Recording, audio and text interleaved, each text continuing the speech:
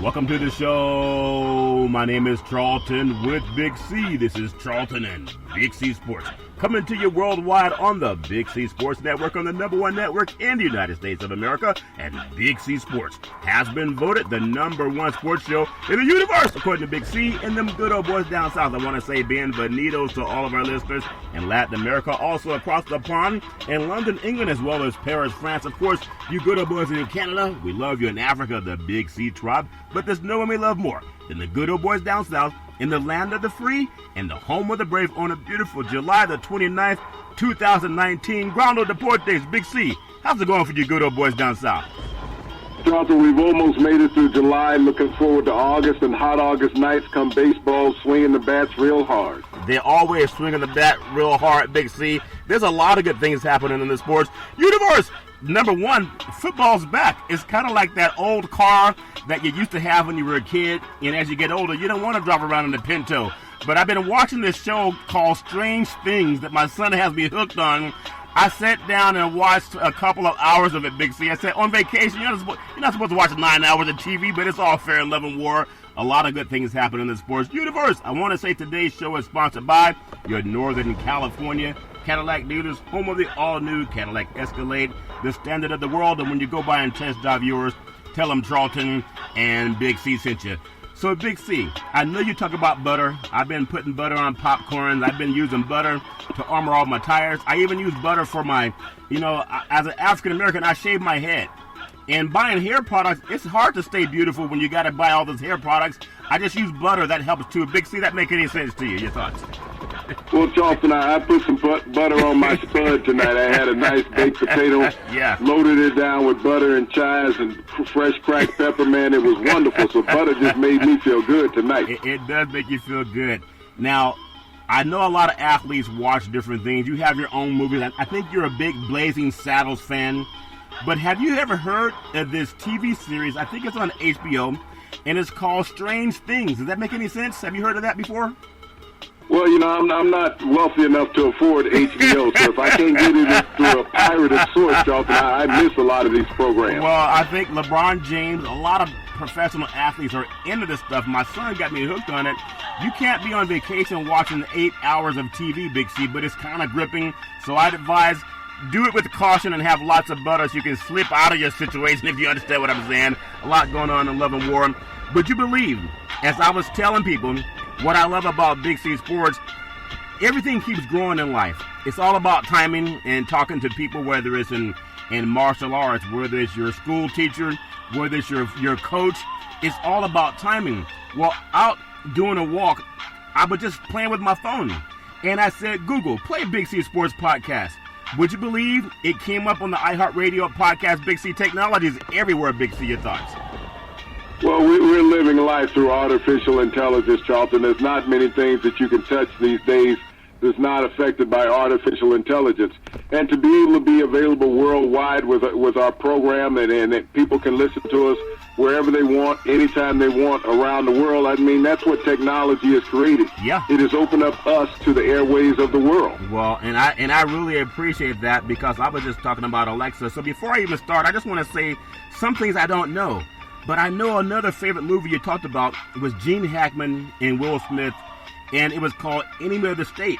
And it was how the governments are using technology for everything. And there's a book by Robert Thibault called Automatism, written about 2 decades ago, and it talked about artificial intelligence replacing people. And that's going to happen by 2035. I was thinking they're saying that 40% of the workforce will be gone. But I just want to bring this up because it's important to me to stay on top of things, as young people were telling me, you can find your show on Google. And I said, because we keep saying Google it, Big C, and I'm the last to catch up, Big C, your thoughts? Well, Google is a phenomenon worldwide. I mean, everybody, I use Google, and I'm not dexterous enough to type, so I'm always typing into Google, speaking into Google what I want. I got to get my English to be a little better for Google to understand me all the time. Yeah, they need ebonics for Google for a lot of people. I want to ask Google for $100 million. It's out there, especially for a lot of athletes in the sports universe. I want to touch on some things about some NFL real quick because we talk about $100 million, and some people would say, I'm not playing for less than $200 million. Well, when you think about quarterbacks in the NFL, when you think about the most wins for starting quarterbacks and what they've earned over the last 3 seasons, Tom Brady has 35 wins. He's earned $44.8 million over the last 3 seasons. Dak Prescott, he's number 2. Maybe Jerry Jones needs to find, maybe he can Google this, Big C. Dak Prescott, 32 wins. He's only made $2 million over the last 3 years. $2 million. Drew Brees, 31 wins. $71,300,000. Big Ben Roethlisberger, 31 wins. $46,800,000. Russell Wilson, 29 wins. $40,400,000. Of the winningest quarterbacks in the NFL the last 3 years, 2 are African American, and of the 2 African Americans, they were often told they need to play a different position. Big C, your thoughts? Well, you know, you look at what Brady has earned. He's also earned 2 Super Bowls to go with that money that he has earned. I mean, when you look at an NFL contract or any professional contract, it comes down to the ability to negotiate. Yep. What's left on your contract? What do you have on the table? Teams always have to try to fit everybody within the salary cap. We look at wins versus, you know, the money that's available. Because you have the wins doesn't always guarantee you're going to get the money. We see running backs being discounted all the time, regardless of the workload that they put forth within a team. Yeah. We've seen this with Dak Prescott. He was a 4th-round draft pick. Jerry Jones has been hesitant about making him a franchise quarterback. The media is constantly downtrodden him, saying that he's not worthy of a franchise quarterback salary, regardless of the wins that he has produced. And quarterbacks with lesser numbers than Dak Prescott have been rewarded by their teams. Yeah, Jerry Jones, like you can Google Big C Sports, Google Play Big C Sports podcast. Jerry Jones can Google who's the second winningest quarterback in the NFL over the last 3 years, and he's only been in 3 years, and he's already number 2 on the chart. Only one guy in the universe is better than him, and that's Tom Brady. Jerry Jones, pay that man the money. You already spent, well, he bought a 300-foot yacht. He has the money. I want to think about tight ends, though, because when you're a great quarterback, you need tight end play. The great Troy Aikman had Novacek to throw to. And when you think about Joe Montana, and he had Dwight Clark, and Steve Young had Brenton Jones. Who's that good old boy that played for the Dave Cashman played for the Raiders back in the day with Kenny the Snake Stabler. Well, when you think of some of the top quarterbacks to this day, I would say number 1's Tony, and you don't have to agree, but number 1, Tony Gonzalez. I remember when Tony Gonzalez played at Cal Berkeley, I was doing a broadcast with Fox Sports. It was the last game at Maple Pavilion at Cal when they played Arizona State before they expanded. Tony Gonzalez played a great game in basketball, but he got drafted into the NFL. He's a guy who is consistent over the years. That's playing the biggest thing about him being a great player is consistency. And Big C, Tony Gonzalez had that year after year. Big C, your thoughts? Well, you know, he was always the epitome of what a tight end should be, whether he was with the Kansas City Chiefs or the Atlanta Falcons, where he finished his career. He was inducted into the NFL Hall of Fame this year as the NFL's all-time leading receiver at the tight end position. But throughout his career, his all-pro career, Charlton, he was constant. That was the one thing that Tony Gonzalez brought to the table game in and game out, that he was constant. You knew that he was going to battle with the secondary. He was going to find a way to get open and be an asset target for his quarterback. Yeah, and I would just like to ask you, when people start talking about Gronkowski retiring, and Tony Gonzalez, he was the real deal, basketball and football, just an all-around athlete. Number 2, and again, people can have their own opinion. I think Antonio Gates, Big C, he's a guy everyone watched play college basketball, just like Gonzalez did back in the day. He grew into an all-pro, Hall of Fame caliber NFL tight end. But I think because there's no Super Bowl ring, a lot like Gonzalez, maybe people don't understand how good he was. Big C, your thoughts? Well, you know, he was always a safety valve for Phillip Rivers. Phillip Rivers could count on him game in and game out. And because of his basketball background, just like a Tony Gonzalez, he could always position himself against defenders to be able to be in the best position to catch a football. Yeah. But Antonio Gates even retired and came back to help the Chargers last year to the second best record in the AFC East. Yeah. West. Yeah, in the West. And when I think about the size of tight ends, and we open up talking about Casper, and then also you look at Dwight Clark, the late Dwight Clark.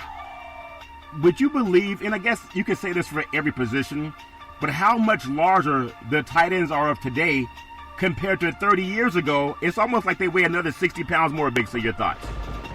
Well, I mean, there was some big tight ends back in the day. I think about Russ Francis, who was a phenom at tight end. He was 6'6", about 260 pounds, out of the University of Oregon. He was actually drafted by the Patriots prior to finishing up his career with the San Francisco 49ers. You talked about Dave Casper, who played offensive tackle while he was at Notre Dame. The Raiders converted him into the tight end position. But there's been some large tight ends. The biggest one of all was Morris Stroud, who played with the Kansas City Chiefs out of Morgan State. Yeah. Morris Stroud was 6'10", about 270 pounds at tight end. So there's been some huge tight ends over the era in football. Matter of fact, the Steelers had Benny Cunningham. Yeah. Benny Cunningham was 6'5", 270 pounds with the Steelers in the latter part of Bradshaw's career. Dude, I want to ask you a question because tight ends are used more as blocking pass options. Back in the day when many people just ran the ball, they were always used as that extra offensive lineman. Have you ever been cracked back by a tight end that you wanted to go back and crack him, Big C?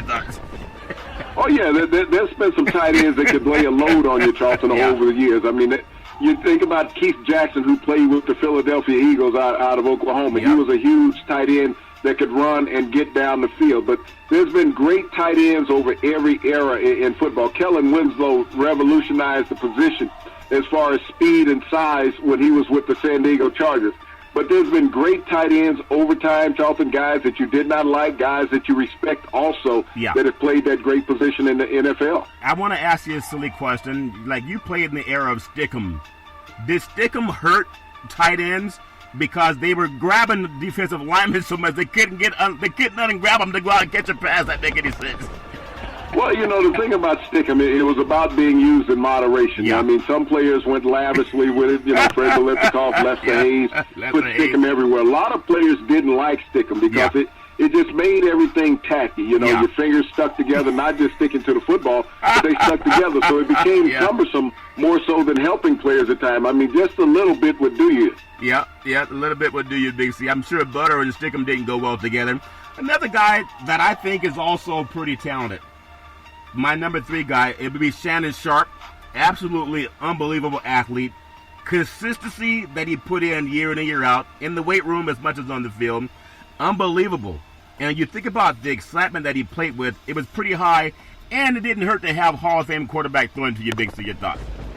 Well, Shannon was a guy who played the game with enthusiasm. You know, he came out of a very small college, Savannah State, wasn't highly recruited out of high school, out of South Carolina, and ended up at a Division III school. Yeah. But because of his work ethic, the Denver Broncos found him and found a position for him, Charlton. He turned himself into a Hall of Fame all-pro tight end. I mean, here's a guy with pedigree, not only pedigree as a Super Bowl winner with multiple teams, Charlton, but he was one of the all-time great tight ends to ever play the game. Do you feel that tight ends, they're not known as speed burners? And we'll get into other players too, but as far as what you see in a tight end, as from a defensive point of view, people talk about Gronk and how he could run 30, 40 yards downfield, but I think back in the day, tight ends that could block, they were more valuable than a guy that could try to run 30 yards downfield, because that's when you're looking for the receiver anyway. Can you describe what you've seen tight ends do to be more successful? Is that 10 yards and under or over 10 yards for passes, basically? Your thoughts?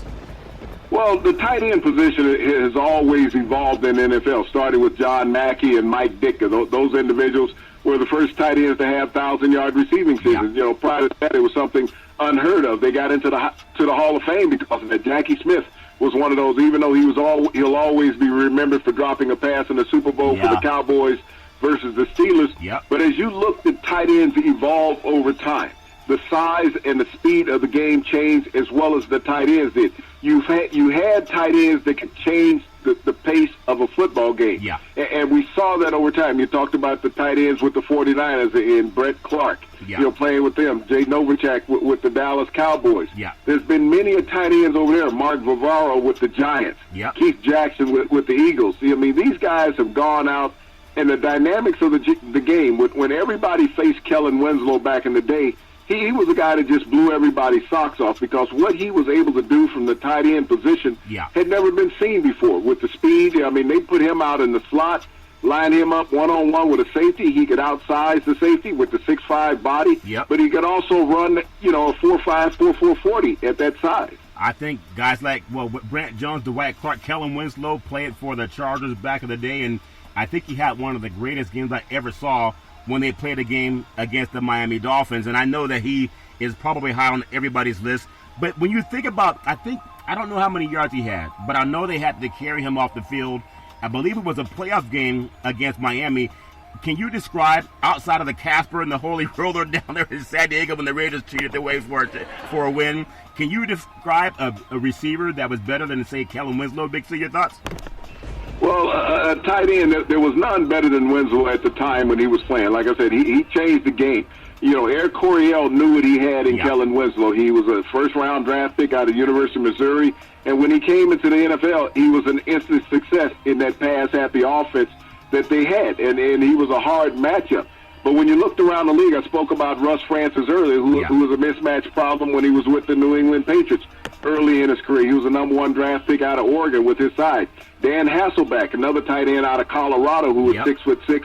Both of his sons ended up being quarterbacks in the NFL. There's always been mismatch nightmares at the tight end position. When you go back, Saunders, who played with the Detroit Lions early on in the 70s, was a great tight end. Rich Castor, you know, with the New York Jets and Houston Oilers. Raymond Chester with the Oakland Raiders prior to Dave Casper.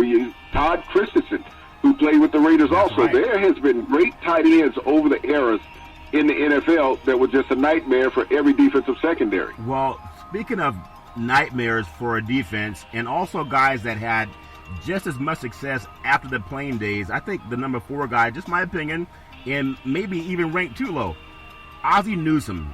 Ozzie was a Cleveland guy, true and true. He came from a running offense. In college, became one of the greatest tight ends of all time. And then you know what he's done from the GM position in the NFL, making other players become great. Big C, your thoughts on the great Ozzie Newsome? Well, you know, this was a guy that Art Modell loved when he drafted him out of the University of Alabama. And Ozzie went on to have that Hall of Fame career on the field. But he's also had a Hall of Fame career off the field as an executive in the NFL. When you think about what he's been responsible for as director of player personnel and general manager of the Baltimore Ravens, you know, catapulting that team to 2 Super Bowl victories, Charlton, drafting one of the greatest defenses ever in the history of the NFL and building that organization, keeping the stability in Baltimore and building that organization after they moved from Cleveland. They could never win in Cleveland. When they moved to Baltimore and they put Ozzie in the front office position, they became a perennial Super Bowl champion. Yeah, and I just love the fact that as an African American, and I remember watching Irv Cross play for Philadelphia back in the day, just seeing whether it's tight end or receiver, seeing players that can go on after the playing careers over, Big C, like you did after being an all-pro player. You went on to broadcast. And then seeing Irv on CBS in the morning, I think it was Jane Kennedy also, Miss America, Jane Kennedy. Just to me, growing up as a young boy, those things motivated me. I would say number 5, Rob Gronkowski. Now, he's been up there with some of the great players over the years in name. Obviously, the Super Bowls because he's been with Belichick and Tom Brady. But there's greats that he'll be a future Hall of Famer. And he just, no doubt, with all those Super Bowl rings. But people will still say that Brady's the reason they had the ring. But Gronk was always consistent, Big C. Your thoughts? Well, he's been a dominant tight end here in this era, Charlton. He's been the tight end that everybody's looked at. Even though he's had an injury-plagued 9-year career in the NFL, he's been productive all the times that he was on the field. He's been the greatest mismatch and one consistent in that New England offense beyond Tom Brady over the past 9 years. Gronk, when he's on the field, you could put him as a wideout, you could put him in the backfield as a fullback, or you could line him up at tight end. He was a multifaceted player. And, you know, his career has been cut short because of injuries, but he'll go down as one of the greatest tight ends of all time in the NFL. Yeah, obviously, a lot of people will be considered the greatest of all time when they have a coach like Belichick. And also a player like Brady that adds consistency, and he was a part of that consistency. I also want to jump to another position, and I hope that doesn't make you mad, but when you think about things to look for in this upcoming NFL season, I think quarterbacks are kind of like butter on popcorn. They're considered must pay the quarterback. Everybody says that. I want my number 1 guy, and it's just a thought, you know, how will he play this year? Carson Wentz. Can he rebound from what he did last year? I think he had 8 regular season games. Over the past 2 seasons, he's never started in a postseason game. But he's been a guy that everyone says is a can't miss. and he was only 5-6 as a starter last year. I remember when he played for the North Dakota State Bison, he was also injured. If Carson can make it through this 2019 season without an injury, it would be the first time since college, because he was also injured in college. Big C, your thoughts? Well, the Eagles are rolling the dice on Carson Wentz this year. I think they went and visited one of the casinos there in New Jersey, and they're betting on the come, hoping that Carson Wentz can come through this season. You know, he was only 5-6 in games that he started last year for the Eagles. If not for him getting injured, the Eagles would not have made the playoffs. So when you think about his injuries the last 2 seasons with the Eagles, and what it has afforded the Eagles, it has afforded the Eagles a Super Bowl victory and a deep run into the playoffs last season also. Now, when you look at another quarterback, just because he is so accurate and a guy that always plays well, never really is the reason they lose a game. But you could have said he could have had better play calling in the playoff game against the Rams last year. Pass interference aside, I look at number 2, Drew Brees. For the past 2 seasons, he's ended in heartbreak down in New Orleans, and a lot of things do. He puts maybe too much butter on his oatmeal and his little sluggish at times. But when you think about it, the Saints were 10 seconds away from winning the divisional playoff games over the Vikings in 2017. Remember that great play where the player spun around, and I think it was Diggs that ran to the end zone, and the Vikings crowd went nuts. And then a year later, the Saints were on the wrong end of a controversial no call in the NFC Championship game, lost to the Rams. But I would say the last 2 seasons, they've had the most hurtful and painful losses. But last year's loss, they should have known they have 2 great running backs in the backfield. They should have never been throwing the ball in the air. Big C, your thoughts? Well, you know, it's going to be imperative how Drew Brees and the New Orleans Saints respond from those 2 heartbreaking back-to-back years of playoff devastation. Michael Thomas is holding out. Mark Ingram is no longer a part of the offense.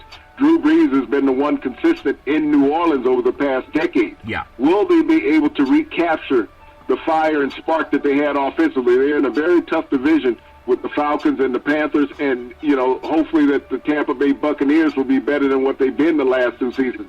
But Drew Brees, if you need a quarterback, he's the guy I want with the ball in his hands in the last 2 minutes in the NFL. Isn't that amazing that he still has that perception, but Brady has the trophies? Why is the perception that Brees is a guy? People talk about Rodgers, they talk about Wilson up in Seattle, and then they keep talking about Brees. But if I look at last year, Brees should have audibled out of that pass play if in fact it wasn't his call. Does that make any sense? Your thoughts? Well, you know, even though it was a pass play, the interference is what should have been called. I mean, you can question any play call in the NFL. Everybody's running the same schemes. But you have to question officials more than anything. And the year before that, when Stephon Diggs caught that out route, the defensive back decided not to come up and make a tackle. He tried to undercut Diggs, and Diggs turned it upfield, went for a touchdown. So when you look at 2 plays that have happened that has cost the Saints potential opportunities to get to and win the Super Bowl, it wasn't because of the hand of Drew Brees. Well, I'm telling you, this is something about the opportunity, and they keep knocking on that door. I don't know if that time has passed for New Orleans. A lot of people say it's still open. Number 3, Aaron Donald. I know you like this guy, defensive guy. You would think he'd be 6'5", 6'6". He's about 6 feet tall. 3-peat, can he do that? Donald has earned Defensive Player of the Year the past 2 years with the Rams. J.J. Watt is a guy who's also won 3 in that span. But with Donald, he doesn't have Ndamukong Suh there. And I don't know if that's going to hurt or help him, because with Ndamukong, at least Ndamukong had some attention taken away from Donald. Give me your thoughts on how this year could be the same or better, Big C. Your thoughts? Well, he won his first MVP without Ndamukong Suh, just like the Golden State Warriors won their first title without Kevin Durant. He just happened to win a second one with Ndamukong Suh on his side. The thing about being a great player, it's not who's next to you. The guy next to you generally becomes better because of you. And Aaron Donald's, you know, ability has not slided down any because Suh was there or Suh wasn't there. You know, to become the first 3-time consecutive MVP winner on defense in the NFL would be a phenomenal feat. J.J. Watt won it 3 times, but it was over a 4-year span. Well, there have been some great Rams over the years, and I'm not saying he's Rosie Greer. He might be better. But when you think about Deacon Jones, might be better than anybody that's played in that Ram uniform. But he's still at a time when the quarterback is the guy they want to give all the money to in Jared Goff. We know they gave Gurley a lot of money last year. Donald's making his money. But can you imagine having 3 guys that break the bank on one team? That make any sense to you, Big C? Well, it's become very status quo when you look around. The Rams are not the only team where you got 3 guys, 4 guys, 5 guys breaking the bank. When you sit around and look at salary structures in the modern-day NFL, it's about salary cap fit. It's not about guys not making the bank. I mean, look at the Minnesota Vikings. The number of guys they having making an absorbent amount of money. They got 2 wide receivers, with $80 million contracts, and they didn't even make the playoffs last year. And your cousin got $84 million guaranteed at quarterback. So when you look around at certain teams, I mean, it's not uncommon to have between 3 and 5 guys with max money deals in the NFL. My mom was saying that Big C talking about some white dudes. My cousin gets there in church. You know how church folks they always want to look and see what's going on in your business when they should be keeping their eye on their own business. Some of the church folks are asking my mama, so you got a white cousin? I mean, I don't understand it, Big C, but it's all fair, love, and war. I want to go number 4 guy. Embracing change. Yeah, change is always new. It's always going to happen for every team, no matter who you are. The Green Bay Packers, they signed Aaron Rodgers to a record-breaking extension. $134 million is a lot of money. And he went 6-9 last year. And he prompted the team to make wholesale changes. McCarthy's not there. Off-season, a lot of people moving in and out of Green Bay. But he's the one guy that's consistent. But he's also the one guy who's been banged up a lot. Is he damaged goods, Big C? Your thoughts? Well, he's the one guy that's been consistent that the media is constantly saying they want the ball in his hand the last 2 minutes of the game. But if you're 6-9-1, why do you need the ball in your hand the last 2 minutes? What happened the first 58 minutes why you couldn't get it done with productivity? Yeah. When you look at Aaron Rodgers' contract, I think it hurts the overall dynamics of the Green Bay Packers. Yeah. Because when you pay off a quarterback that type of money, you can't afford quality offensive linemen to protect him. So don't expect the Green Bay Packers to go out there and just blow everybody away in the NFC North division. Yeah, and even Aaron, he owned up to it. Discount double check aside, he said if he can't make plays that he'll be out of there too. But he also knew that when they signed him to that record contract. But even since then, he just had bad performances the last couple of years. I know people want to highlight the good with him and they want to highlight the bad with everybody else.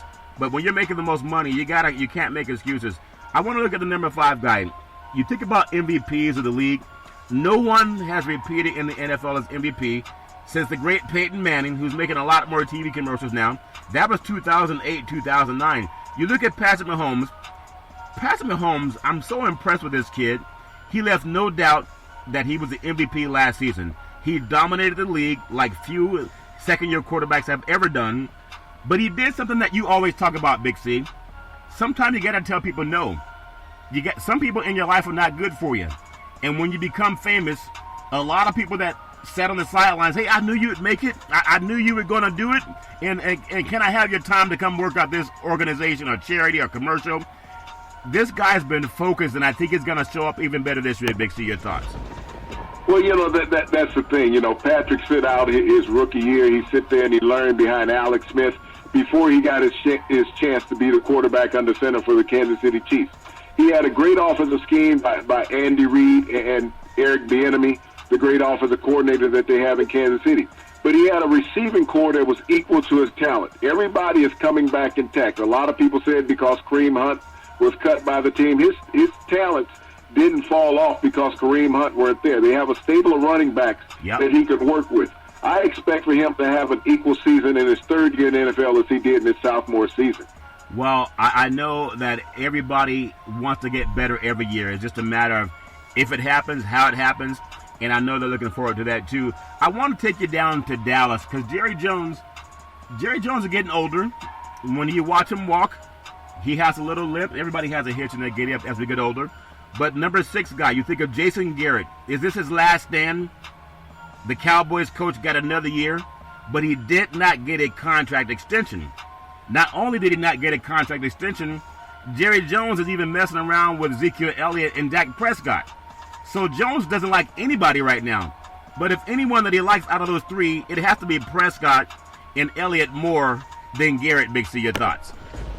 Well, he likes Jason Witten more than he likes everybody else. He brought him out of retirement, to bring him into the organization. Yeah. Ezekiel Elliott is hanging out down in Cabo right now. He's not in the Dallas Cowboy training camp. Dak Prescott is in training camp, but he's not getting paid, and that's something that they have to look at.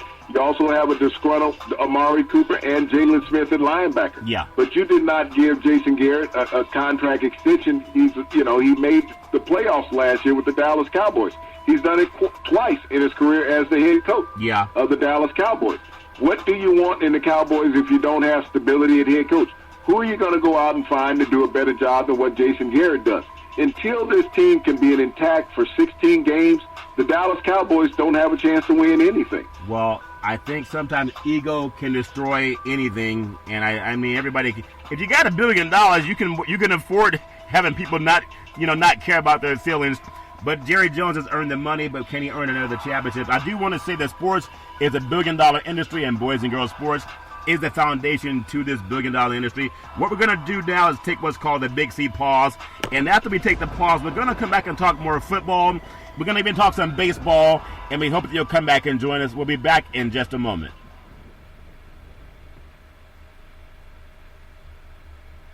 All right, we are back on the Big C Sports Show after what's called the Big C pause. And what I really like about Big C Sports is you can say Google, play Big C Sports Podcast, and it'll come up the show on iHeartRadio Podcast. You can Google it.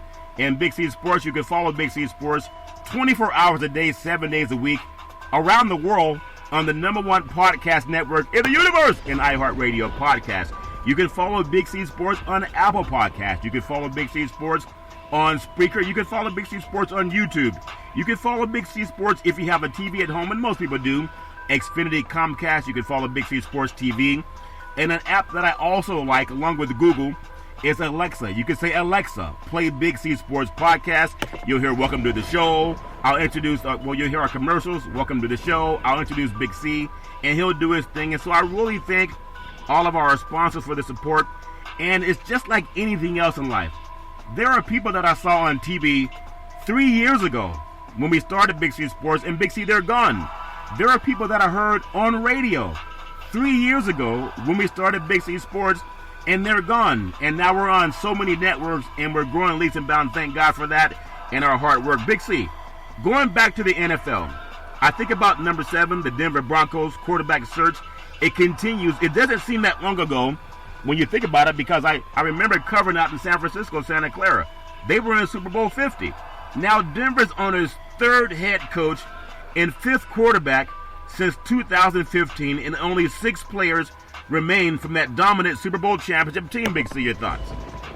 This is how the landscape of the NFL changes. When people sit around and think that players play forever and stay with the organization forever, that the Denver Broncos are down to 6 players remaining from their last Super Bowl championship. That's an anathema to football. Yeah. And they've making a quarterback change again this year. They're bringing in Joe Flacco, but they also drafted Drew Lock out of Missouri, who was there to press Joe Flacco. So, if things don't go well, could the Denver Broncos have their 7th quarterback in 3 years by the end of the season? Big C, I know you hate quarterbacks. You hate quarterbacks like you hate popcorn without butter, and you understand what I'm saying. John Elway, isn't he the quarterback guru for the Denver Broncos and the GM, Big C? Well, he's bringing in a lot of quarterbacks, whether he's a guru or not. He brought in Peyton Manning, was really a fail-safe. I mean, how bad could Peyton Manning be? But in the latter part of Peyton's career, you can see the demise of Peyton Manning, but he's still searching for that franchise quarterback that he can build the organization around, and it just hasn't happened for John since being in Denver. Reggie McKenzie helped the Raiders get to the playoffs, got replaced as GM, and I know that he only got a short stick, but, it's all fair and love and war. John Elway's the prodigal son of the NFL, but he's a quarterback guru, but he's had as many quarterbacks as anybody since they won their last Super Bowl. I just think that's something to look at. I also want to look at something at the next level of football, and that's college football. When you look at the top 15 ranking for coaches, and again, everybody has an opinion.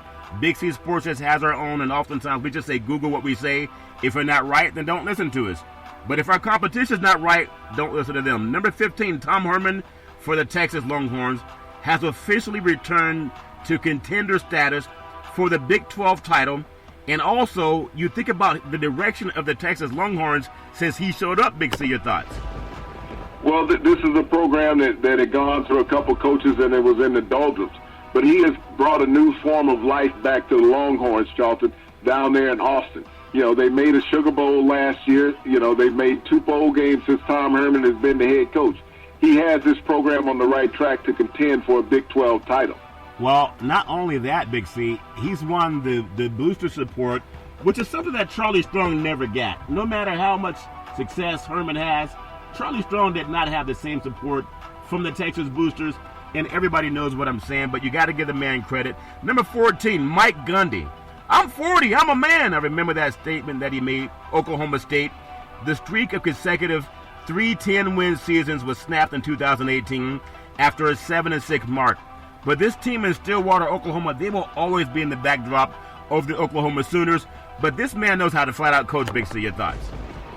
Well, when you think about it, you know, to be able to coach at your alma mater like Mike Gundy is doing, Charlton, he also recruited his son to come in and compete at quarterback this year at the University of Oklahoma State. Yep. You know, they've been a very solid program down there in Stillwater.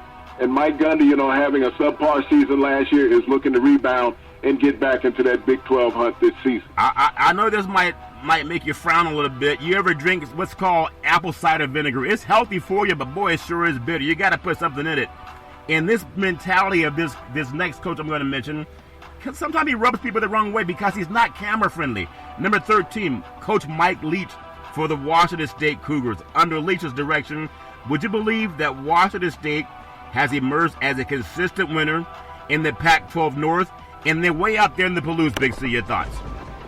Well, you know, Mike Leach is a psychology major beyond being a head coach, so that's where he offsets with the media many times when they start asking him questions. He wants to become a philosopher at times. But right. He can coach quarterbacks. When you look at the lineage of quarterbacks that he has coached while he was at Texas Tech prior to moving up to Washington State, Charlton, he has been a roadmap for quarterbacks to get to the NFL. Think about another coach that can be under the radar because of where they're located in the Happy Valley.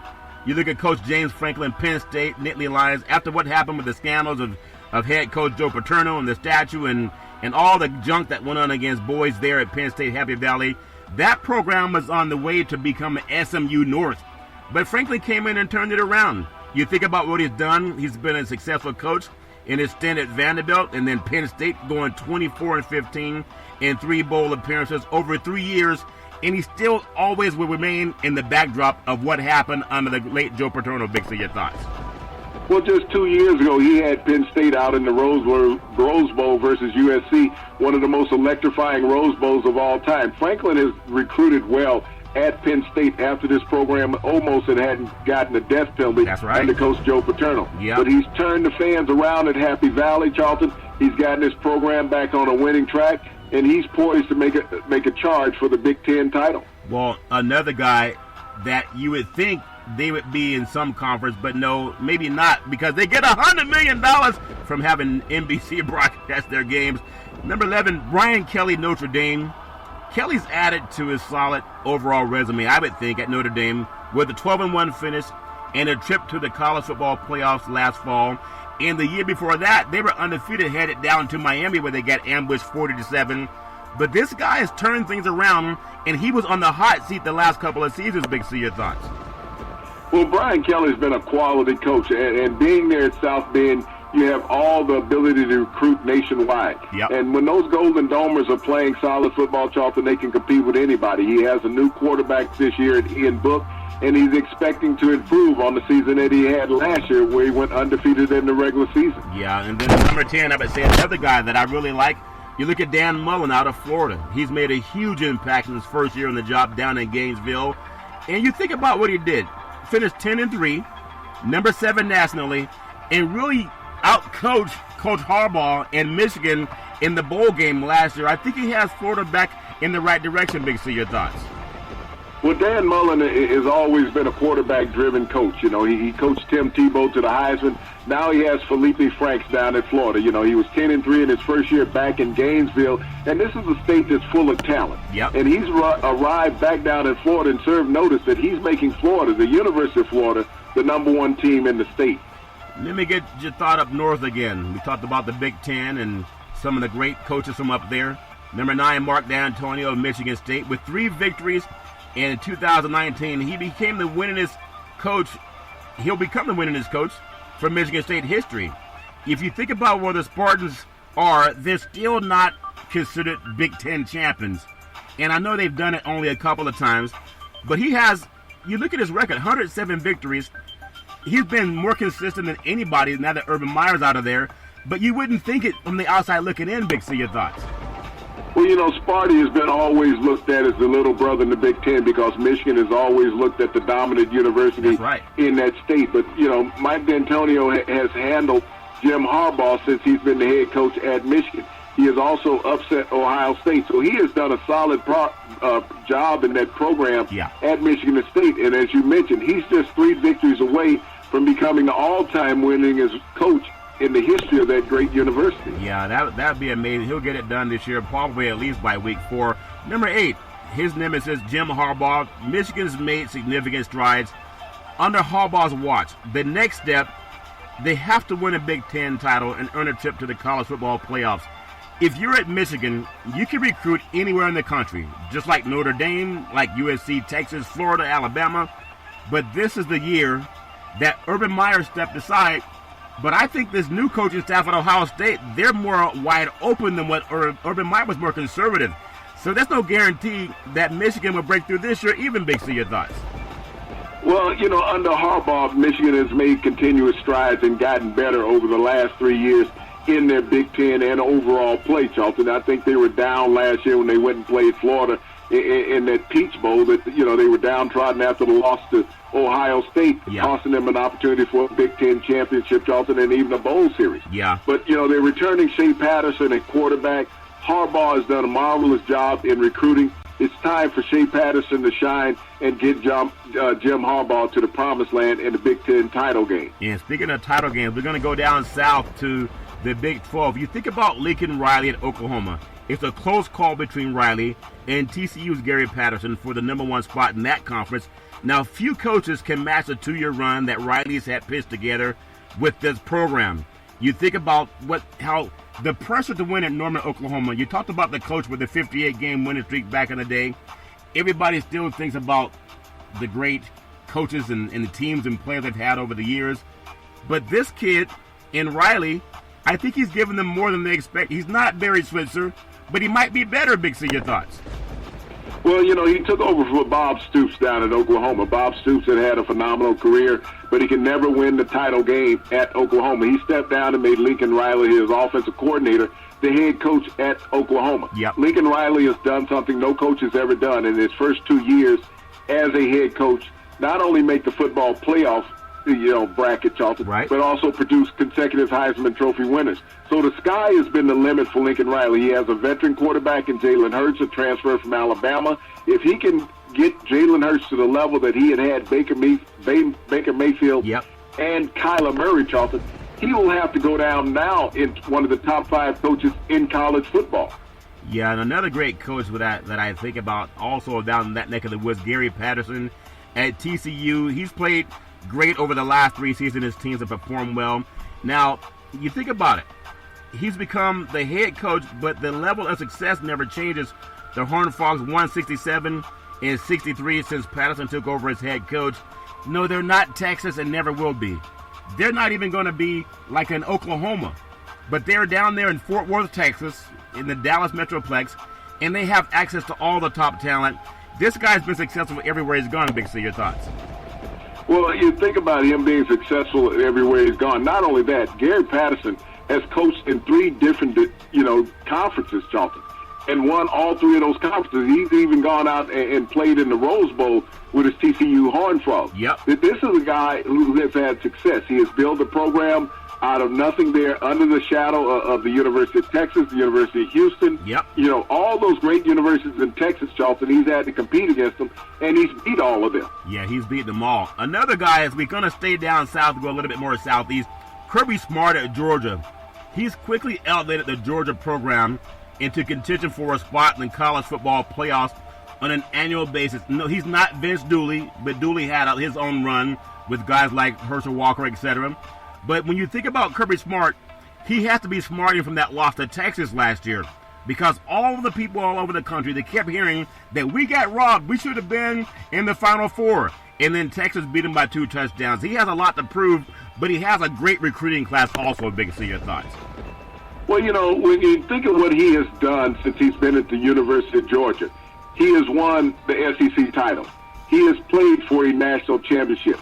He has had 3 of the top quarterback recruits in the country that he's been able to get to come down to Athens and play football in his program. So he has been delivering the goods. It is now time for him to punch his ticket to a national championship, even though he has the hurdles of Alabama in his way in his conference. Well, speak of another guy when you bring up Alabama.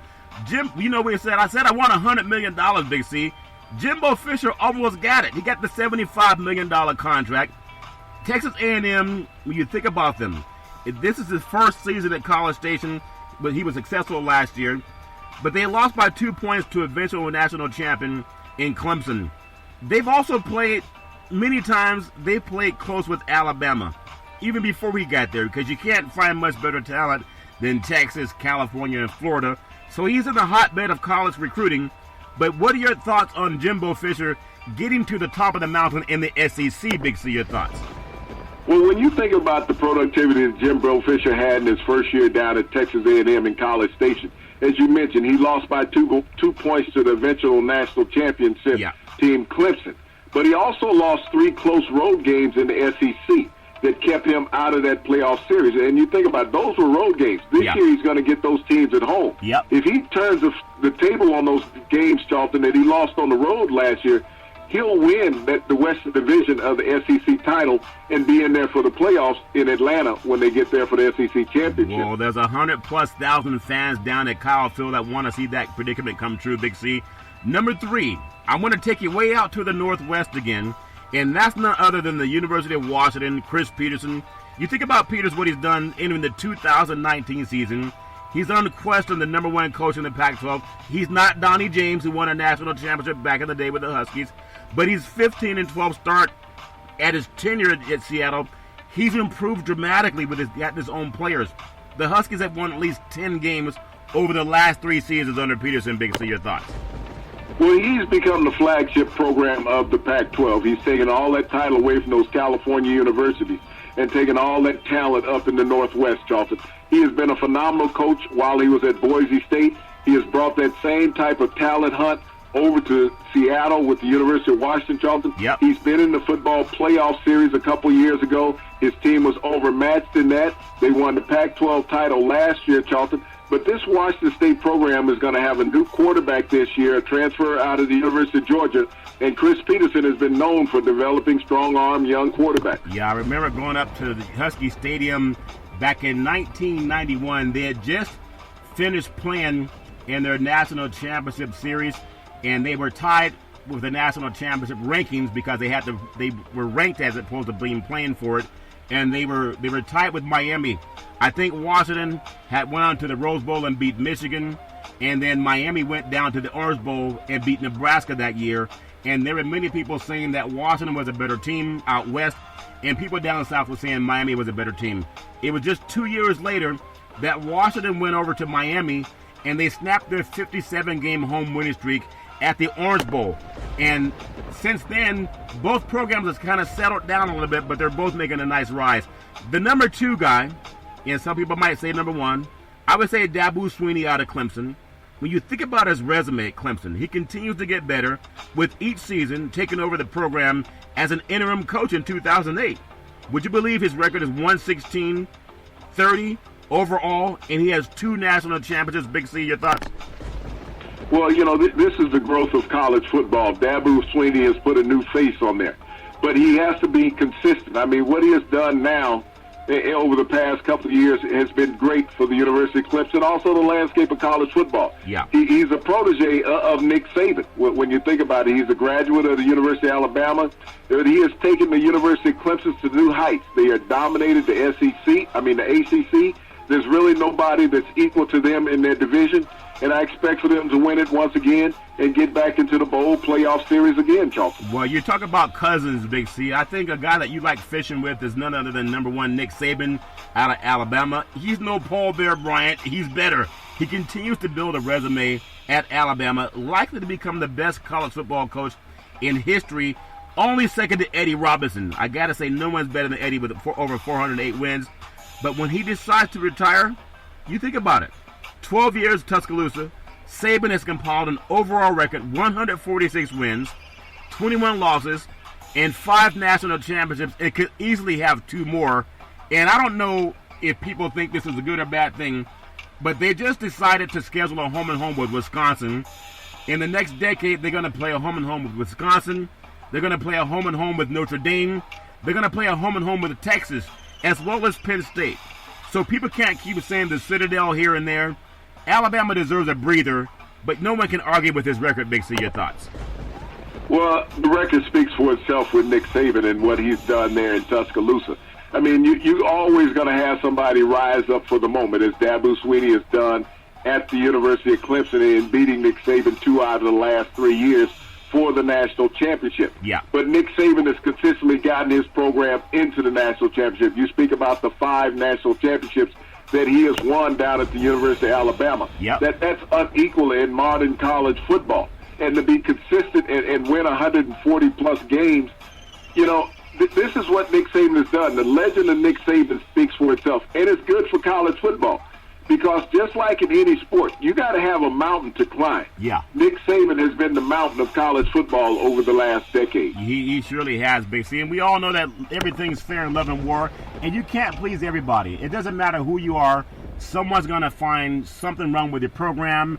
If anyone deserves to schedule down every now and then, they don't schedule down, they schedule up. But you can't play the top teams every year and expect to keep your program healthy. So I don't have a problem with Nick Saban scheduling Citadel sometimes, or our program like Mercer. Right? They just deserve it because they win every year. I want to turn over the last 10 minutes of our program today on Big C Sports, July 29th, a beautiful Monday, and cover a little bit of Major League Baseball. We're going to go through the schedule, and then I'm going to ask your thoughts on a couple of players. You look at tonight's schedule, it's kind of slim. You have Atlanta playing at Washington. Arizona's going to be at Miami. Pittsburgh is at Cincinnati. Toronto's at Kansas City. You have the LA Dodgers at Colorado. The Dodgers have been struggling just a little bit. Detroit's going to be at the Los Angeles Angels. And then Baltimore is at San Diego. I want to ask your thoughts again. On Major League Baseball, we talked about the need for a net. We talked about the need for keeping people safe. I know you say that people have to stay off their tablets when they're at a baseball stadium because it's not the player's fault if someone's on their cell phone. They got to pay attention. But are you any closer now that we're coming up on the trade deadlines by Wednesday to say we should have netting from foul pole to foul pole, or is that something we'll wait for the postseason? Big C, your thoughts? Well, you know, there are a couple teams that have extended the netting to foul pole to foul pole. Yeah. But as we look at it, when you're driving in your car, if you're on your cell phone, you're a distracted driver. Yeah. If you're in a major league ballpark and there's a player at bat that's going to potentially hit a ball into the stands at 100-plus miles an hour and you're distracted and not paying attention and you're struck by this baseball, Charlton, then you become, you know, an irresponsible fan. I understand what everybody is saying about baseball extending the netting, and baseball should. But if they do extend the netting and someone gets hit in another area that's not covered by the netting, what will be the action and the cry at that point? How high do you go up with the netting? When you talk about foul pole to foul pole, those balls rise up, Charlton, and they curve. Yeah. And if you're not paying attention and you're struck by a baseball and there's no netting that comes as high as you're sitting, what will be the answer at that point? Yeah, that's a very good point. I know hockey thought the same thing, but they still have the net around because it keeps people, it protects people from themselves, and we all need that. I think it's something they should look at because going forward in the future is safer for the fans than less safe. I do want to get your thoughts on a couple of things that have happened in baseball just over the past, number one, a career for one, but then over the past couple of weeks. How should the Boston Red Sox feel? They've won 3 out of 4 over the weekend versus the Yankees, their number one rival, and they've scored 44 runs in the process. This is a team they're gaining steam as we get closer to making a run through the summer and position themselves for another run at a World Series. Big C, your thoughts? Well, you know, the Boston Red Sox have not had the season that they expected to have. But when you have these head-to-head matchups against your division rivals, such as the Yankees, and you come out and you win 3 out of 4, that means you win the series. They would love to have had a sweep, but Chris Sales was vulnerable last night at their eighth, on the diamond, and he gave up a lot of runs against the Yankees, and the Yankees were able to pull up Game 4 out of that series. But the Red Sox should feel promising about what happened against the Yankees. They struggled, but when it comes to head-to-head matchup against the Yankees, Charlton, they proved that they can go toe-to-toe, and they won 3 out of 4 over the weekend in that series. Well, not only did they win 3 out of 4, I think there's a puncher's chance, and we talk about a puncher's chance, and we've seen that in the boxing ring, we've seen it in MMA, and there was a time that everyone thought the Yankees were going to run away with it. And like you say, it's a week-by-week thing. Teams get hot, things get cold. It's just a matter of who finishes strong. Do you think they've taken some of the ego out of the Yankees in their belief that they can win everything? Big C, your thoughts? Well, this is the time of year in baseball where teams come down to earth. You've seen it out on the West Coast with the Dodgers. Yeah. The teams have been able to catch up with the Dodgers and slow down their pace. We're seeing that with the Yankees, that they've gone out and they've lost a couple of series over the last couple of weeks to tighten up that Eastern Division race. Yeah. And this is what it's about. Baseball is now getting to the hot point of the season in August. That team that gets hot in August will make a difference. We talked about the number of teams that are now in the pennant hunt. Yeah. As the Giants even out there were talking about getting rid of Madison Bumgarner. All of a sudden they found themselves 3 games out of a playoff slot. Yeah. So they had to slow their roll when it came to a trade. The Boston Red Sox have not panicked. Even though they got off to a slow start this year, they did not panic. They still go out there and they play. And their bats are starting to come alive right now. And the Yankees have slowed down just a little bit. So there's some equalization coming in the Eastern Division. Yeah, we've seen that too. Some of the big moves so far, you think of Marcus Stroman. He's become the first big name MLB player to move on. Will Madison Bumgarner be next? There's also Trevor Bauer, Noah Syndergaard. There's a lot of top players that are kind of nervous up to the next couple of days, Big C. Will they get dealt in July or will they stay where they are? I want to close out our final story on a player that I have a lot of respect for because he's one of the older guards now. He's one of the guys that has put in his time and has been well respected throughout the league, and that's none other than the great Albert Pujols. I'll never forget, and I'm not even a Cardinals fan, but I'll never forget the standing ovation that the St. Louis crowd gave him when he went back there as an Angel player for the Los Angeles Angels. Albert Pujols of the California Angels, LA Angels, he hit his 650th home run last night, and I don't think it can happen to a better player, Big C. Your thoughts? Well, when you think about the limited number of players who have hit 650 home runs in their career, when you think about Babe Ruth, you think about Hank Aaron, you think about Willie Mays, you think about Barry Bonds, that have hit 650 home runs, Alex Rodriguez. He's in rarefied air, Charlton, to join that elite club of players who have hit that many home runs in their career. And he's done it with class and style, throughout his major league career. He's in Anaheim. He's on the downside of his career, Charlton, playing out there in Los Angeles. Yep. But he is still delivering on a team that has the greatest player in baseball right now, Mike Trout. Albert Pujols is still holding his own as a major league slugger. Yeah, and speaking of slugging, you have Brooks Koepka with another win. And obviously they had him paired up there, and they keep trying to say this guy, he was late to the golf tournament, and he showed up and won, but he's really swinging the golf club as well as anybody. We talked about what's happening in the world of baseball and who's going to be with the same team as we get through this weekend. There's a lot of things that are happening. Some players are nervous. They were asking Madison Bumgarner, will he be in the Giants uniform by Friday? He said, I don't know. They said, does he anticipate going to another team? He said, I don't know. And nobody really knows. But what I do know is every Monday through Friday at 5 and 6 p.m. worldwide, you can follow Big C Sports. And you can follow Big C Sports on the #1 network in the United States of the universe on the iHeartRadio podcast. You can also follow Big C Sports on Google. Just say Google, play Big C Sports podcast. You'll see the show come up on the iHeartRadio podcast. You can follow Big C Sports on Apple Podcasts. You can follow Big C Sports on YouTube. You can follow Big C Sports on a speaker if you have a TV set in your home. You can follow Big C Sports on Xfinity Comcast.